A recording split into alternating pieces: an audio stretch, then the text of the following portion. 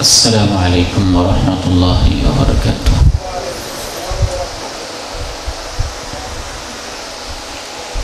الحمد للہ رب العالمین والصلاة والسلام علی اشرف الانبیاء وخاتم المرسلین، اشہد ان لا الہ الا اللہ وحدہ لا شریک لہ واشہد ان محمدا عبدہ ورسولہ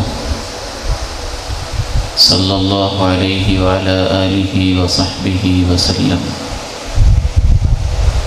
رب اشرح لی صدری ویسر لی امری واحلل عقدۃ من لسانی یفقہوا قولی۔ اللہم آت نفسی تقواها وزکها فأنت خیر من زکاها انت ولیها ومولاها۔ اللهم انفعني بما علمتني وعلمني ما ينفعني وزدني علما، أما بعد فأعوذ بالله السميع العليم من الشيطان الرجيم من همزه ونفخه ونفثه، بسم الله الرحمن الرحيم۔ إن في ذلك لذكرى لمن كان له قلب أو ألقى السمع وهو شهيد۔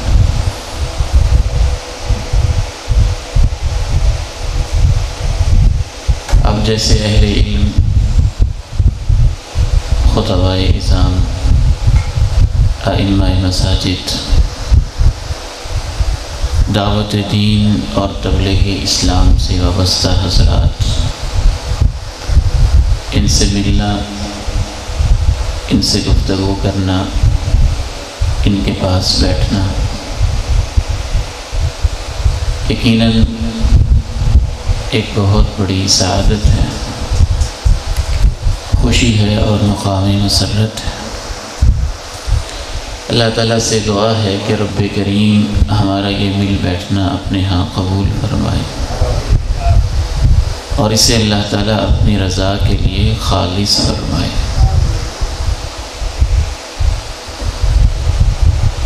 دین کا جو علم ہے،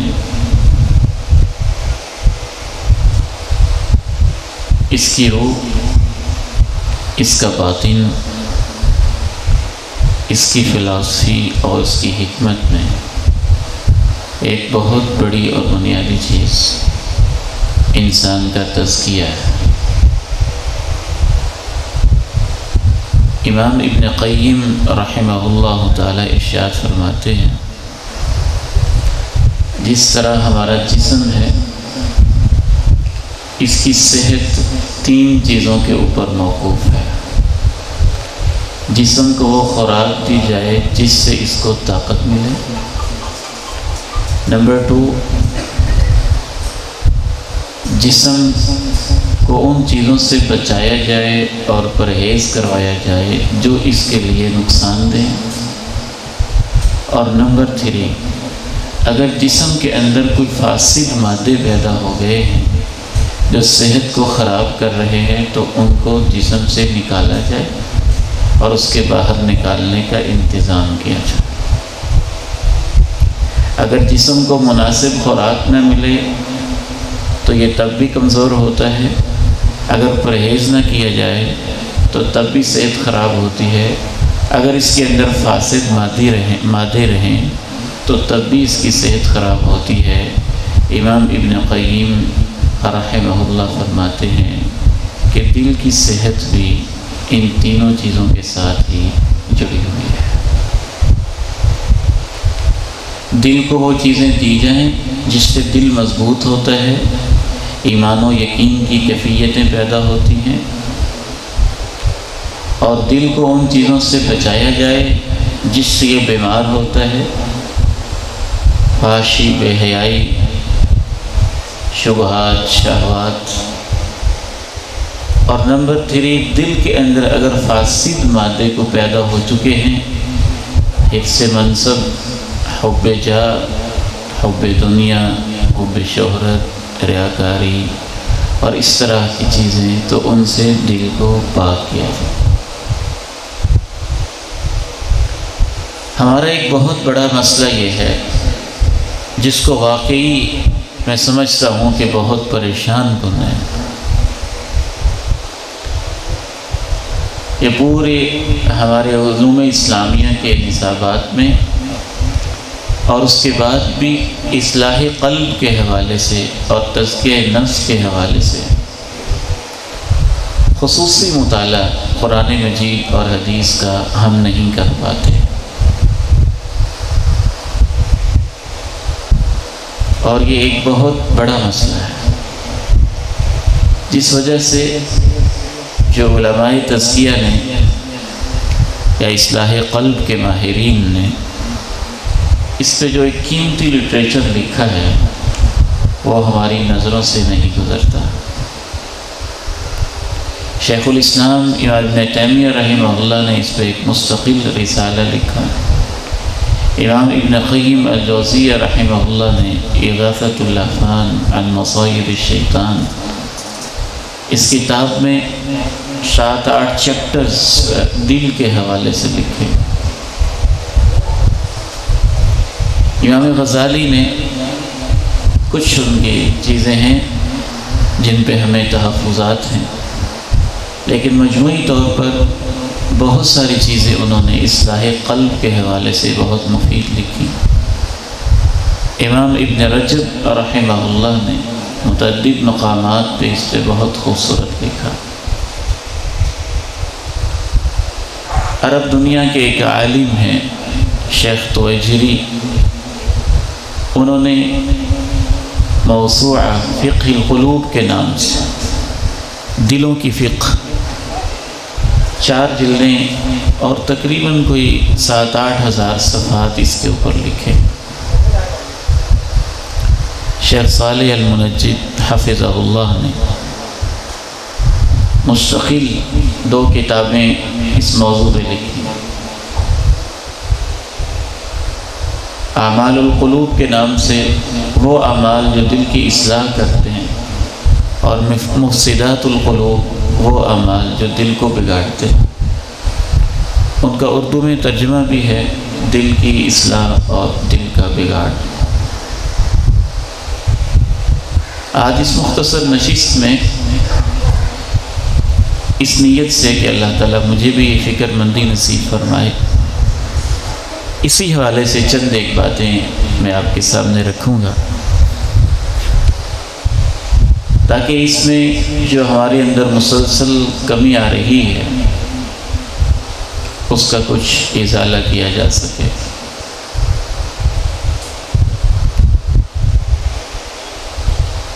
دل کو اہل علم نے بنیادی 3 قسموں میں تقسیم کیا: قلب سلیم، قلب سقیم اور قلب میت. یا قلب سلیم، قلب مریض اور قلب میت. میں ایمانداری سے کہتا ہوں کہ جب ہم جائزہ لیتے ہیں تو ڈر یہی لگتا ہے کہ جو قلب مریض والی علامتیں ہیں وہ کافی زیادہ ہیں، اور جو قلب سلیم والی علامتیں ہیں وہ بہت کم ہیں. قلب سلیم کی بنیادی علامت یہ ہوتی ہے کہ وہ اللہ کی طرف جھکا ہوتا ہے، اللہ کی طرف اس کا لگاؤ ہوتا ہے، وہ اللہ کے ساتھ لگا ہوتا ہے.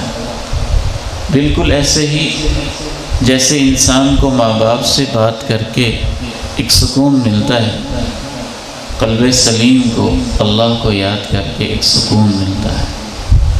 اور بالکل ایسے ہی جیسے انسان اپنے بیٹے اور بیٹی سے اداس ہو جاتا ہے، ماں باپ سے بھی اداس ہو جاتا ہے، اللہ کی محبت تو اس سے بڑھ کے ہے، وہ اللہ کی محبت سے اداس ہو جاتا ہے. اور یہ علامتیں قرآن مجید میں مذکور ہیں. قلب سلیم ایک پاکیزہ دل ہوتا ہے، طاہر دل ہوتا ہے، مطہر دل ہوتا ہے.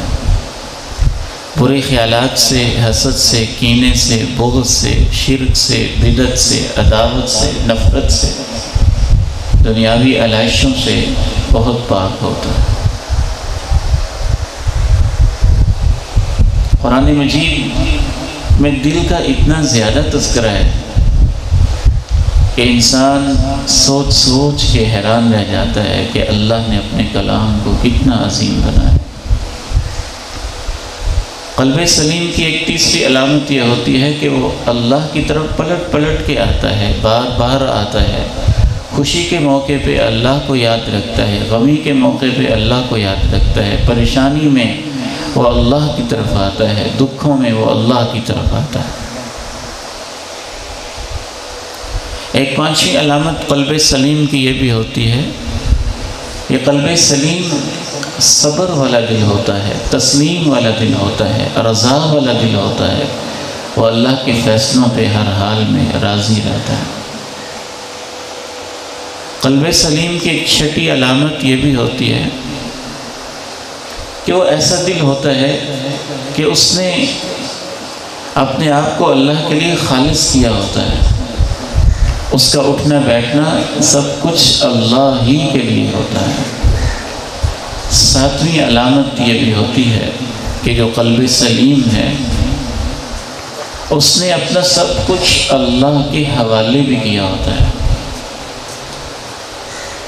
آٹھویں علامت یہ ہوتی ہے کہ جو قلب سلیم ہے وہ ایک ایسا دل ہوتا ہے اور اس کے اندر ایسے احساسات ہوتے ہیں کہ وہ سب کچھ کر کے بھی اللہ سے ڈرتا رہتا ہے کہ پتہ نہیں اللہ کے ہاں جیسی یہ نیکی ہونی چاہیے تھی ہوئی ہے کہ نہیں۔ ایک نویں علامت یہ ہوتی ہے کہ جب یہ کیفیات اس کے اندر ہوتی ہیں تو اللہ نے اس دل میں بڑی طاقت رکھی ہوتی ہے۔ اور 10ویں علامت یہ ہوتی ہے کہ وہ دل مطمئن ہوتا ہے، استقامت والا ہوتا ہے اور صحیح اس کو اللہ کے ساتھ لگاؤ ہوتا ہے۔ چند ایک آیات آپ اس حوالے سے سماعت کیجیے جس میں یہ ساری علامتیں قرآن مجید میں آپ کو جگہ جگہ ملیں۔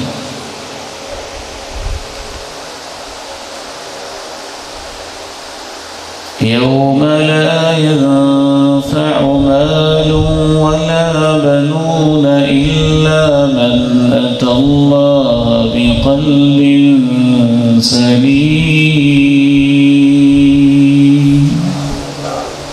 جس دن مال اور بیٹے فائدہ نہیں دیں گے، انسان کو وہ دل فائدہ دے گا جو قلب سلیم ہوگا۔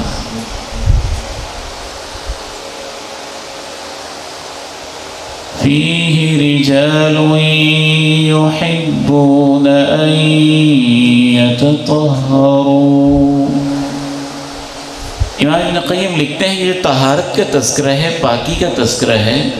اصل میں یہ جو ظاہری پاکی ہے اس سے دل کو پاکیزگی ملتی ہے، اسی لیے ہر نماز سے پہلے انسان اپنے جسم کو پاک کرتا ہے تاکہ اس کے اثرات سے اس کا دل بھی پاک ہو جائے اور اللہ کے سامنے کھڑے ہونے کے لائق ہو جائے۔ امام ابن قیم رحمہ اللہ فرماتے ہیں اسی لیے نماز سے پہلے ہم وضو کرتے ہیں اور وضو کے بعد یہ دعا پڑھتے ہیں، اللہم اجعلنی من التوابین واجعلنی من المتطہرین۔ توابین سے دل کی پاکی ملتی ہے اور متطہرین سے جسم کی پاکی مراد ہے۔ تو اس دعا کے اندر ہم ان دونوں چیزوں کو جمع کر لیتے ہیں کہ اللہ میں نے اپنے اعضاء کو پاک کر لیا ہے اور میرے دل کو تو پاک صاف فرما دے۔ اللہ کے نبی علیہ السلام کو جب کار دعوت کے لیے اللہ تیار کر رہے تھے تو سب سے پہلا حکم جو اللہ نے دیا تھا ان میں سے ایک یہ تھا کہ اپنے دل کو پاک رکھیں۔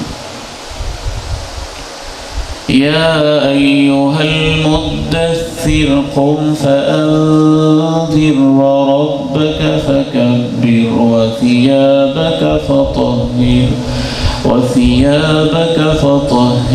وثیابک فطہر کی دو تفسیریں کی گئی ہیں۔ ان میں سے زیادہ تر اہل علم، جمہور اہل علم، قدیم مفسرین اس سے مراد لیتے ہیں وَقَلْبَكَ فَطَهِّرْ کہ عربی زبان میں سیاق دل کے لیے استعمال ہوتا ہے، اور اس پر متعدد شعری شواہد بھی انہوں نے نقل کیے ہیں، خصوصاً امام طبری رحمہ اللہ نے وَثِيَابَكَ فَطَهِّرْ اپنے دل کو پاک کیجیے۔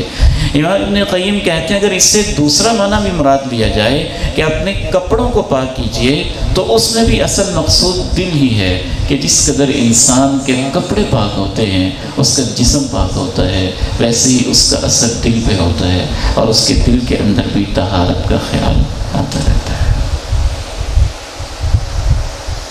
تو قلب سلیم قلب طاہر ہوتا ہے، وہ پاک ہوتا ہے، خصوصاً منافقت سے، شرک سے، تعلق بغیر اللہ سے۔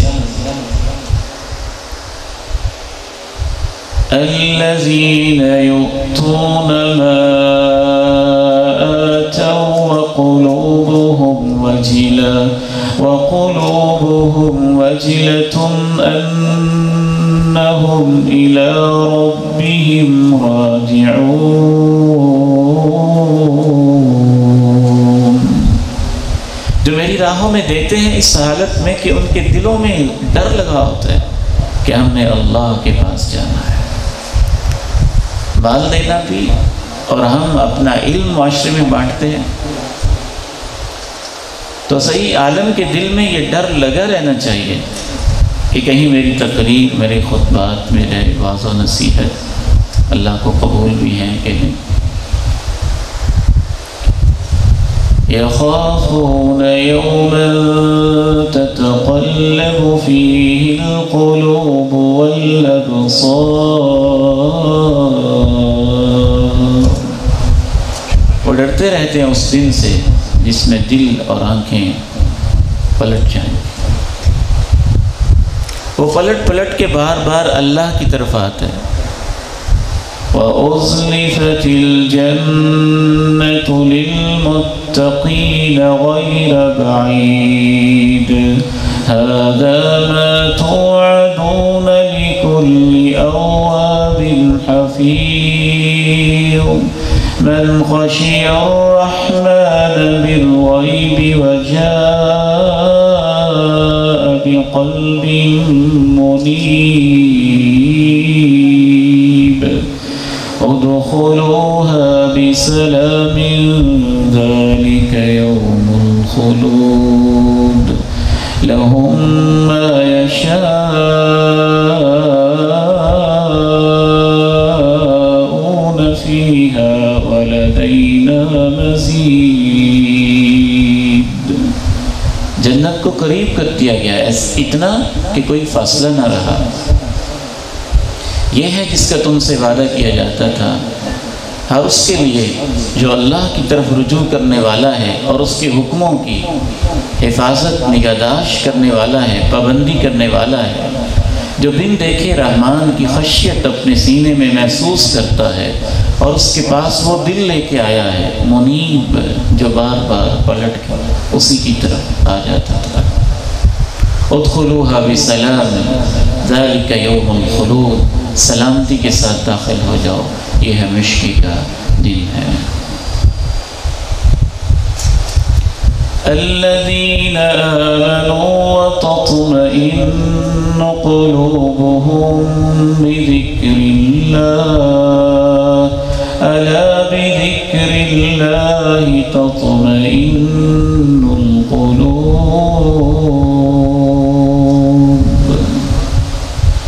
اس کو اللہ کی یاد سے سکون ملتا ہے، اطمینان ملتا ہے۔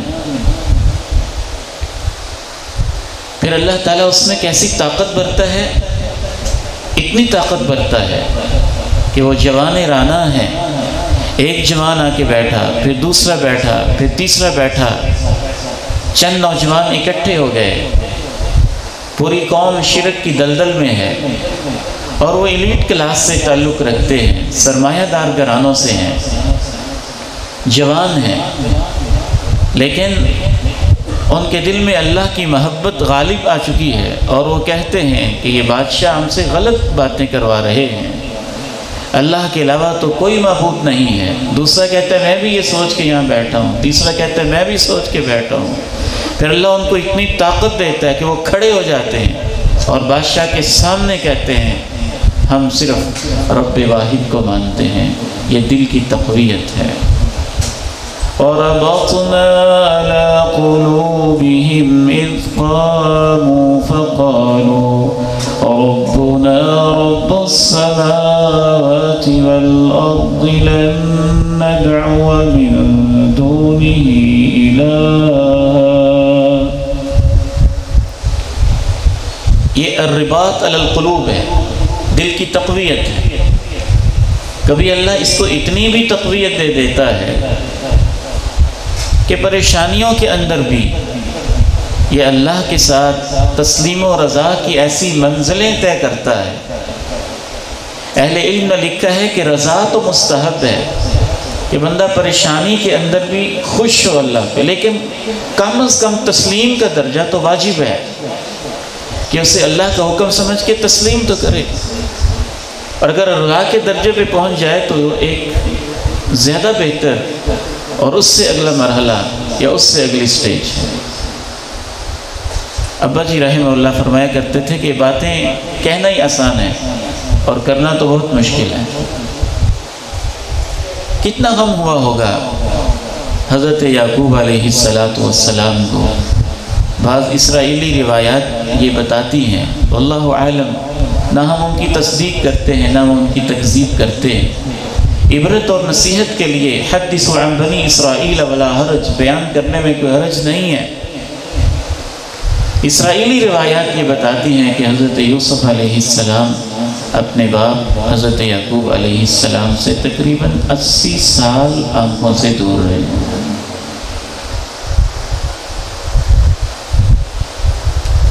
اور اس دوران حضرت یعقوب کے دل پہ کیا بیتتی ہوگی، اور پھر جب جدا کرنے والے بھی اپنے ہی بیٹے ہوں، لیکن پوری زندگی میں مجال ہے ایک لفظ بھی شکوے کا ہو، انما اشکو بثی وحزنی الی اللہ، انما اشکو بثی وحزنی الی اللہ، میں اپنے دکھ اور اپنے غم اللہ کے حوالے کرتا ہوں۔ یہاں ایک واقعہ مجھے یاد آ رہا ہے، مسجد کے ایک عالم دین تھے، تو ابا جی رحمہ اللہ کے سامنے بس اتنی انہوں نے بات کہی کہ مسجدوں نے ہمیں دیا کیا ہے، بس ایک لفظ انہوں نے سنے اور ان کو اتنی تکلیف ہوئی ہے لفظ سن کے کہ اللہ کے گھروں کے بارے میں یہ بندہ ایسی بات کرتا ہے۔ اور بعض دفعہ اس طرح ہی کی باتیں ہوتی ہیں جو ہماری اولادوں کو دین سے دور کر دیتی ہیں۔ جو بھی حالات ہیں ان کی بہتری ہونی چاہیے، یقیناً ضروری ہے۔ بہت ساری چیزیں قابل اصلاح ہیں اور بہت ساری چیزوں میں بہت زیادہ بہتری کی گنجائش موجود ہے، ہم اس کو تسلیم کرتے ہیں، اور بہت سارے مقامات پہ ہمارے علماء، ہمارے خطباء، ہمارے اہل علم بڑی مظلومانہ اور قسم پرسی کی زندگی بسر کر رہے ہیں، لیکن کیا اس کا یہ مطلب ہے کہ بندہ اس کا ہر وقت اپنی اولاد کے سامنے اور ہر مجلس میں شکوے کرتا رہے؟ سوال یہ ہے، بہتری کی کوشش تو ہونی چاہیے اور ضروری ہے، امت کی بقا کے لیے ضروری ہے، علماء کے تحفظ اور مقام کی بحالی کے لیے ضروری ہے، لیکن اس کا مطلب یہ نہیں ہے کہ بندہ اس کو ایک ایسا غم اور روگ لگا کے بیٹھ جائے کہ ہر وقت کسی کا شکوہ ہی کرتا رہے، بلکہ ابا جی رحمہ اللہ تو یہ بھی کہتے تھے کہ بیٹا یہ کبھی نہیں کہنا کہ ہم دین کی خدمت کر رہے ہیں، سچ تو یہ ہے کہ دین ہماری خدمت کر رہا ہے۔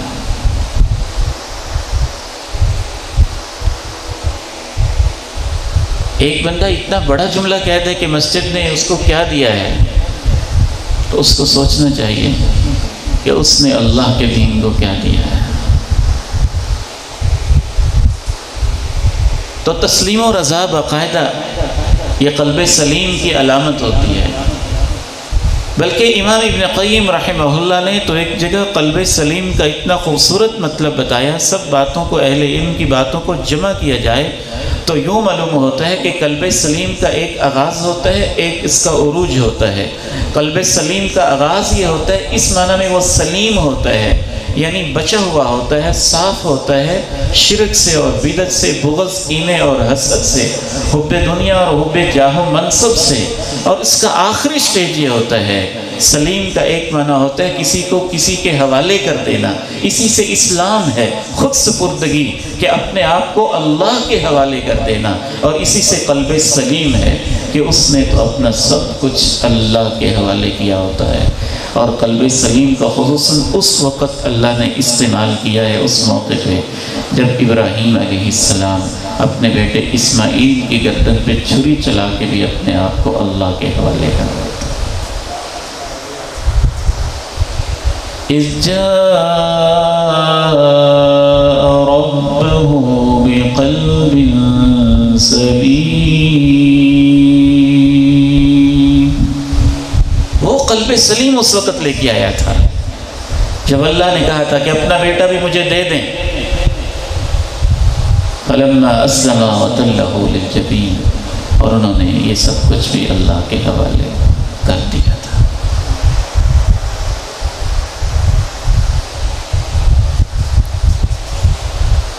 دوسرا دل ہے قلب مریض۔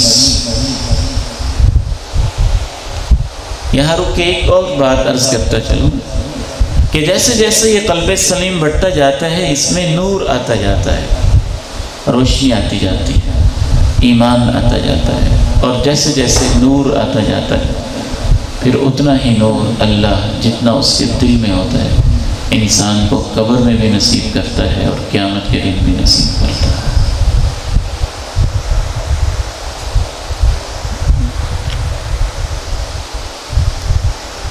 اور ایک خاص بات قلب سلیم کے حوالے سے یہ بھی ہے کہ جس کو اللہ قلب سلیم کی نعمت نصیب کر دے تو اس کی چھوٹی چھوٹی نیکیاں بھی اللہ کے ہاں بڑا مقام پا لیتی ہیں۔ جیسے انسان تندرست ہو تو معمولی خوراک سے بھی جسم کو طاقت مل جاتی ہے، اور اگر وہ ویسے ہی اس کا دل ہی بیمار ہو تو بڑی اچھی خوراک کھا کے بھی اس کو وہ خاص فائدہ نہیں ہوتا۔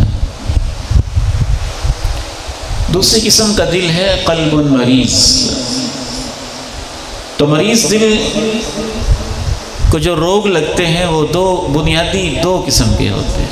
ایک تو شبہات کا روگ ہوتا ہے، مختلف دین کے بارے میں وسوسے، شبہات، اشکالات، اعتراضات شیطان ذہن میں ڈالتا رہتا ہے۔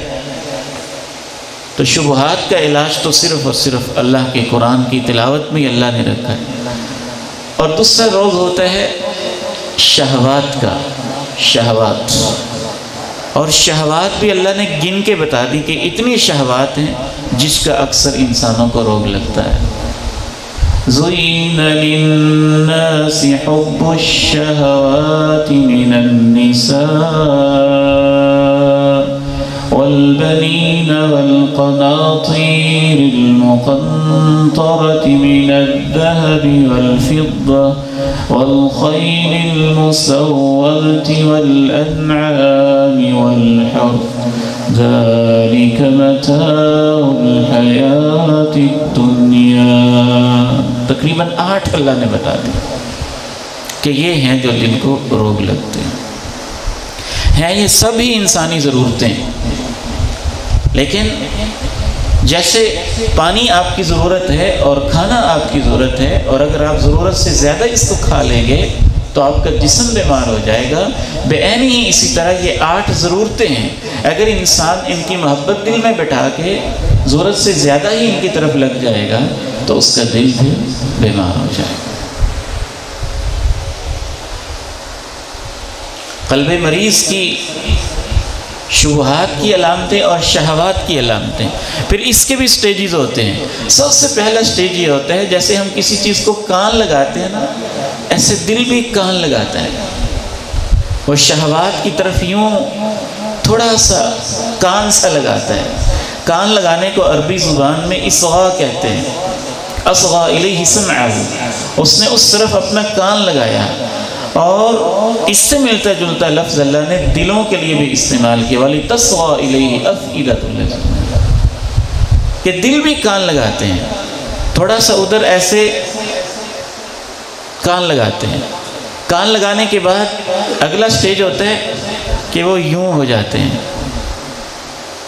پھر اس سے اگلا سٹیج ہوتا ہے کہ ٹیڑھے ہو جاتے ہیں، پھر اس سے اگلا سٹیج ہوتا ہے الٹے ہو جاتے ہیں، اس سے اگلا سٹیج ہوتا ہے اس کے اوپر غلاف چڑھ جاتا ہے، اور اس سے اگلا سٹیج ہوتا ہے کہ اس کے اوپر تالے لگ جاتے ہیں اور مہر لگ جاتی ہے۔ اور یہ سارے سٹیجز اللہ تعالیٰ نے قرآن مجید کے اندر بیان کیے، مختلف آیات میں موجود ہیں۔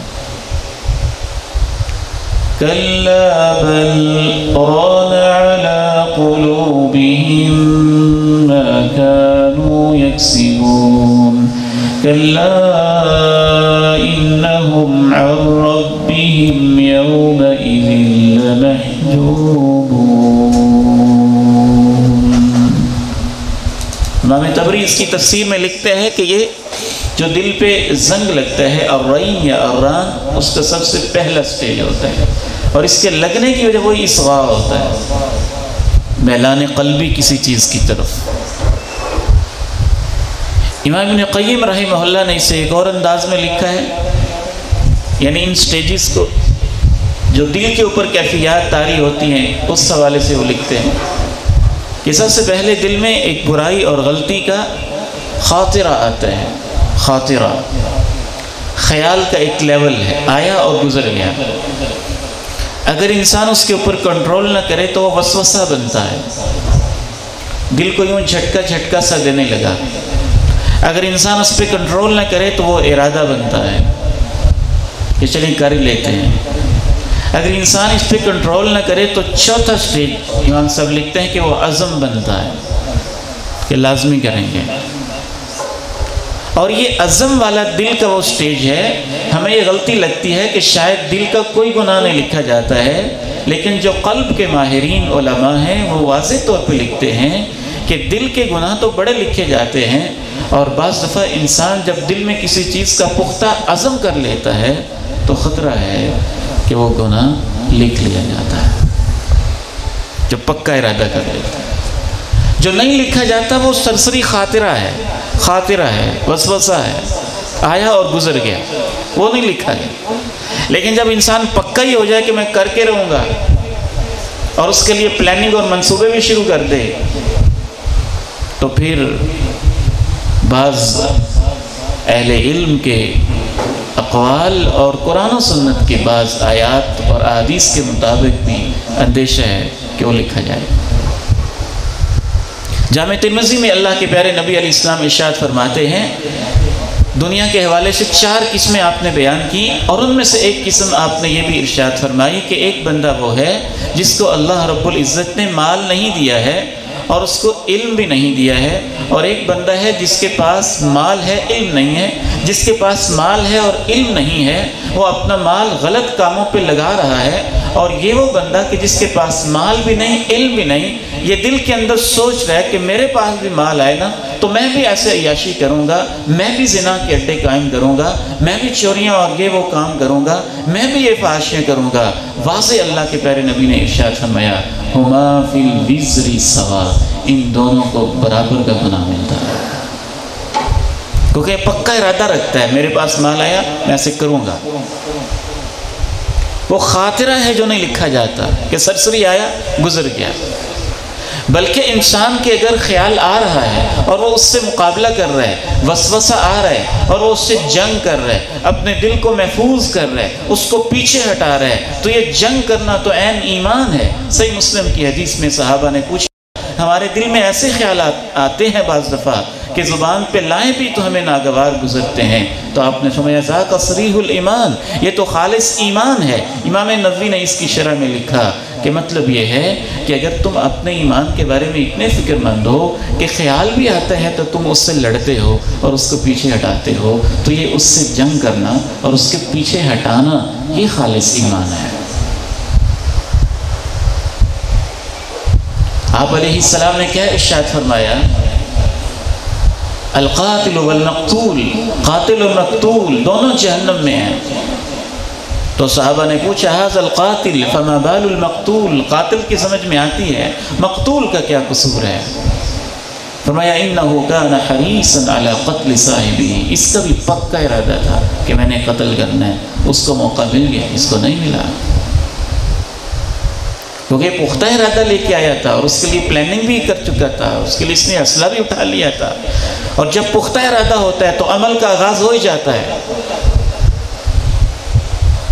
تو اس لیے یہ غلط فہمی دور کرنی چاہیے کہ شاید دل کا کوئی عمل بھی نہیں لکھا جاتا، بلکہ اہل علم نے تو یہ لکھا ہے کہ دل کے اعمال، چونکہ جیسے دل جسم کا سردار ہے تو اس کے اعمال بھی انسان کے اعمال کے سردار ہیں، اور اصل تو لکھے ہی دل کے مقاصد جاتے ہیں، اور لکھی ہی اصل تو دل کی نیتیں جاتی ہیں، اور دل کی نیتیں اور دل کے ارادے اور دل کے اعمال اللہ کے ہاں اس قدر اہم ہوتے ہیں کہ اللہ تو دیکھتا ہی انسان کے دل کو ہے۔ ان اللہ تعالی لا ينظر الى صورکم ولا الى اموالکم ولكن ينظر الى قلوبکم واعمالکم، بلکہ اہل علم نے تو یہاں تک دو ٹوک لکھا کہ دل کے اعمال اللہ کے ہاں اتنے اہم ہے۔ ایک مجاہد اللہ کی راہ میں خون کے قطرے نچھاور کر دیتا ہے اور اس کا دل ٹھیک نہیں ہے تو اللہ اسے کہہ دیتے ہیں کذبت، تو جھوٹ بولتا ہے، اور ایک بے حیا عورت دل کی خاص کیفیت میں کتے کو پانی پلا دیتی ہے اور اللہ اس کی زندگی کے گناہوں کو معاف کر دیتا ہے۔ یہ دل کی وجہ سے ہے۔ آخری بات عرض کر کے میں آپ سے اجازت چاہتا ہوں، مجھے سب سے زیادہ اور ہم سب کو بالعموم دل پہ توجہ کرنے کی بہت زیادہ ضرورت ہے، اور خصوصاً اس وقت جو بہت بڑا ہمارا مسئلہ ہے وہ یہ ہے، بڑی معذرت کے ساتھ میرے سمیت جو ہمارے اندر غلطی پائی جا رہی ہے کہ ہم خطیب ہیں، ہم داعی نہیں ہیں۔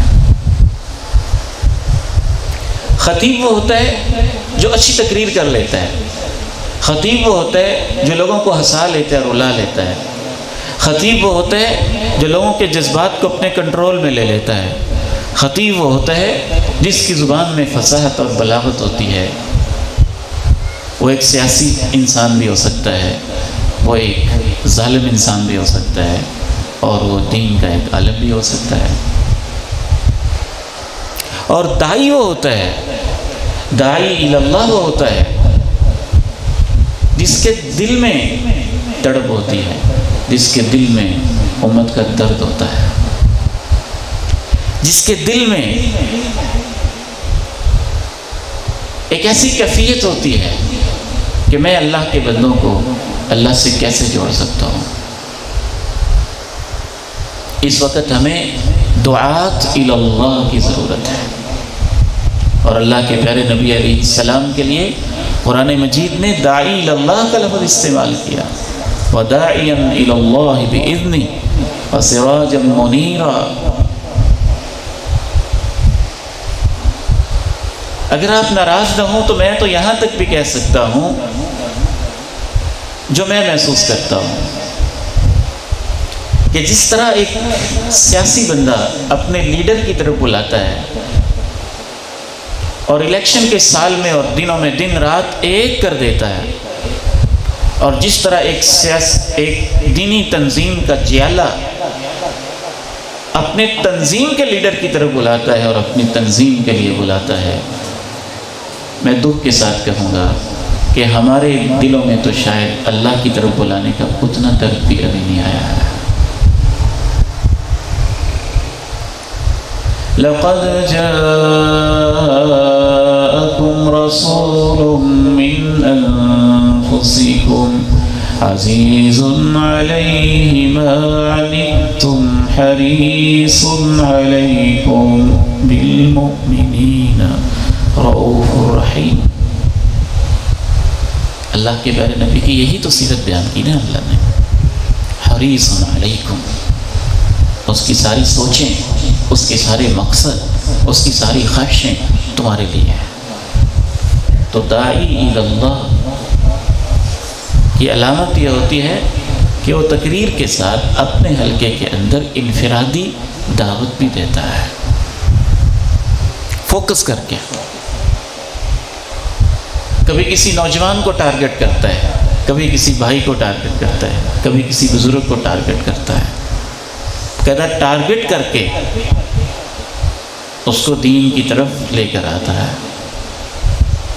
اور جب انسان داعی الی اللہ بن جاتا ہے تو اس سے خوبصورت بات تو کسی کی ہو ہی نہیں سکتی ہے نا۔ میں سمجھتا ہوں کہ ایک گاؤں کے اندر ایک بھی داعی پیدا ہو جائے جس کا مزاج بھی داعیانہ ہو، جس کا اخلاق بھی داعیانہ ہو، اور جس کی طبیعت بھی داعیانہ ہو، اور جس کا کردار بھی داعیانہ ہو، اور اس کی زندگی بھی دعوت کے لیے ہو، تو اللہ ایک داعی سے پورے شہر بدل دیتا ہے۔ اللہ تعالیٰ سے دعا ہے کہ ہمیں اس طرف توجہ کرنے کی اور ان موضوعات پہ سوچنے کی توفیق نصیب فرمائے۔ میں شکر گزار ہوں آپ سب بھائیوں کا کہ آپ نے میری منتشر باتیں بڑی محبت سے سنی، کہ موضوع اتنا طویل تھا کہ اس کو مربوط کرنا ممکن نہیں تھا۔ ایک کیفیت کے اوپر علماء نے تو سینکڑوں صفحے لکھے، تو کوشش تھی کہ اس کو ایک سمرائز کیا جائے یا سم اپ کیا جائے۔ اور میں شکر گزار ہوں اپنے تمام علماء کا۔ علماء کے لیے وقت نکالنا بہت مشکل ہوتا ہے، اور پھر خطباء کے لیے سننا بھی بہت مشکل ہوتا ہے، کیونکہ وہ تو سنانے کے عادی ہوتے ہیں، تو سننا بہت مشکل کام ہے۔ لیکن سننا ویسے ہوتا ضروری ہے۔ ہمیں خود ہی چاہیے کہ کبھی کبھی جو ہمارے بزرگ مشائخ ہیں، بزرگ جو مشائخ ہیں، میں تو آپ کے جیسا آپ کا بھائی، ان کو سنیں، اور سننے کے لیے باقاعدہ وقت نکالیں، اور ان سے ہم ملاقات بھی کریں، ان کے پاس بھی بیٹھیں، ان کی رفاقت میں بھی بیٹھیں۔ ابا جی رحمہ اللہ اپنی زندگی کے آخری ایام تک بزرگ علماء سے ملنے کے لیے جاتے تھے، اور یہ میری سعادت ہے کہ مجھے اس لیے بتایا کہ اکثر مجھے ساتھ لے کر گئے۔ حضرت حافظ یحییٰ عزیز میر محمدی رحمہ اللہ سے باقاعدہ صرف ملنے کے لیے جاتے تھے۔ حضرت مولانا معین الدین لکھوی رحمہ اللہ، ان سے کئی دفعہ صرف ملنے کے لیے جاتے تھے۔ ان بزرگوں کے پاس تو میں خود کئی دفعہ ساتھ گیا ہوں، جاتے بھی تھے اور نصیحت بھی لیتے تھے۔ اس طرح حضرت حافظ عبداللہ محدث روپڑی رحمہ اللہ، ابتدائی زندگی میں ان کے ساتھ تو میں نہیں گیا ہوا، لیکن خود انہوں نے مجھے بتایا تھا ہر مہینے کے بعد 1-2 دن ان کے پاس جا کے رہتے تھے۔ تو یہ اس وقت ہمارے اندر عملی کمزوریاں ہیں اس فیلڈ کے اندر۔ اللہ تعالیٰ سے دعا ہے اللہ تعالیٰ آپ کی تشریف آوری قبول فرما لے۔ ہمارے پیارے عثمان فیصل بھائی جو یہ محنت اور کوشش کر رہے ہیں، اللہ تعالیٰ ان کی کوشش قبول فرمائے، اور ہمارے وہ بھائی جو اوورآل تربیہ فاؤنڈیشن کے لیے وقت، جان، مال سب کچھ لگا رہے ہیں، اللہ تعالیٰ ان کی ایک کاوش بھی قبول فرما دے، اور اپنی رضا کے لیے اسے خالص فرما دے، اور اللہ تعالیٰ مجھے اور آپ کو واقعتاً داعی الی اللہ بنا دے، اور قلب سلیم کی نعمت سے مالا مال فرما دے۔ ایک بار پھر میں آپ کے لیے دعا گو ہوں اور آپ کا شکر گزار ہوں۔ جزاکم اللہ خیراً وبارک فیکم ونفع اللہ بکم امہ وتقبل منا ومنکم وسبحانک اللہم وبحمدک اشہد ان لا الہ الا انت استغفرک واتوب الیک۔